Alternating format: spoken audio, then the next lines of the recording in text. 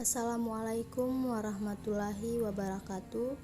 Saya Sunarti Rauf, NIM 151420048 dari kelas 1B jurusan Pendidikan Guru Sekolah Dasar Fakultas Ilmu Pendidikan Universitas Negeri Gorontalo.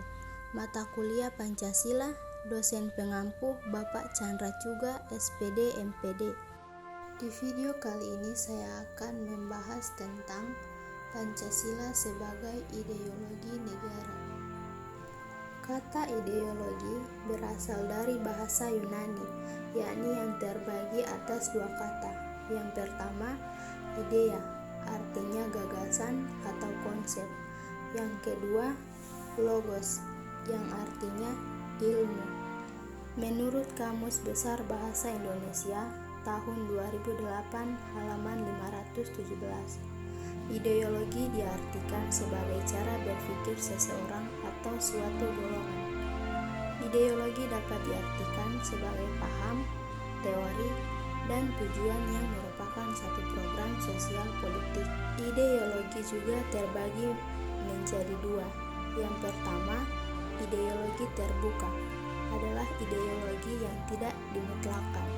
Dapat diartikan juga bahwa nilai-nilai dan cita-citanya tidak dipaksakan dari luar, melainkan digali dan diambil dari kekayaan rohani, moral, dan kebudayaan masyarakatnya sendiri. Ideologi terbuka merupakan ideologi yang dapat berinteraksi dengan perkembangan zaman dan adanya dinamika secara internal. Yang berikut ada ideologi tertutup. Ideologi tertutup adalah ideologi yang bersifat mutlak. Dengan kata lain, bahwa ideologi tertutup merupakan ajaran atau pandangan dunia filsafat yang menentukan tujuan-tujuan dan norma-norma politik dan sosial yang ditasbihkan sebagai kebenaran yang tidak boleh dipersoalkan lagi, melainkan harus diterima sebagai sesuatu yang sudah jadi dan harus dipatuhi. Kemudian yang berikut ada fungsi dari ideologi. Yang pertama, menjadi landasan untuk memahami dan menafsirkan dunia.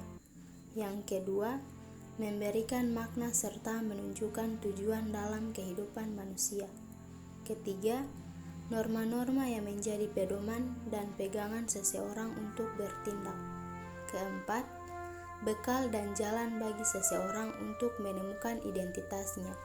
Kelima, mendorong seseorang untuk menjalankan kegiatan dan mencapai tujuan.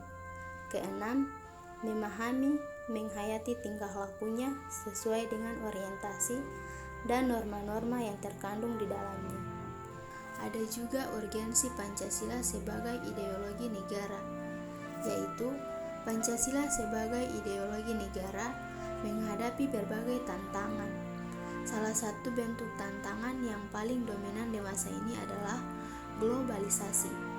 Globalisasi merupakan era saling keterhubungan antara masyarakat suatu bangsa dan masyarakat bangsa yang lain, sehingga masyarakat dunia menjadi lebih terbuka. Pada urgensi Pancasila sebagai ideologi negara, terdapat beberapa fase perkembangan globalisasi.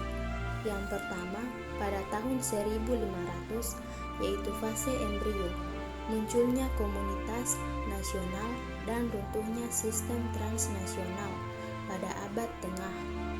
Yang kedua, pada tahun 1800, fase pertumbuhan, terjadi kristalisasi konsep hubungan internasional, standarisasi konsep kewarganegaraan.